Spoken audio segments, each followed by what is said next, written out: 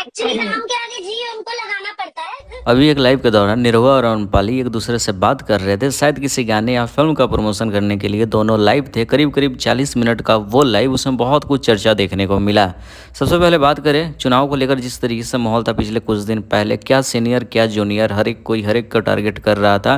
कहीं ना कहीं खेसारी लाल यादव बहुत ज़्यादा बोल रहे थे। इस चीज़ पर खेसारी लाल यादव को बहुत ज़्यादा ट्रोलर का भी सामना करना पड़ा और इंडस्ट्री से भी खेसारी लाल यादव थोड़े से बाइकआउट होने के कगार पे आ गए थे, क्योंकि निरहुआ सबने पीछे छोड़ दिया, लेकिन निरहुआ पीछे छोड़ने की नाम ही नहीं ले रहे थे। आज तक वो किसी इंटरव्यू में बोलते हैं खेसारी फ़ोन पे माफ़ी मांगेगा और सामने आके मार्केट में जलील करता है, इसलिए वैसे इंसान को मार्केट में ही पकड़ के ऐसा करना शुरू कर दो। तो इस वजह से खेसारी लाल यादव को आज तक वो पीछे नहीं छोड़े हैं। बाकी पवन सिंह बॉलीवुड इंडस्ट्री में किस तरीके के छाए हुए हैं वो सबको पता ही है कि राइज एंड फॉल बहुत तरीके का शो पवन सिंह की है और आने वाले भी शो पेंडिंग है। तो पवन सिंह इन दिनों बहुत ज़्यादा बॉलीवुड से रिलेटेड काम कर रहे हैं। अम्रपाली दुबे लाइव में कहते हुए नजर आएगी, कुछ भी बोलो बट नाम के आगे जी लगाना पहले शुरू करो।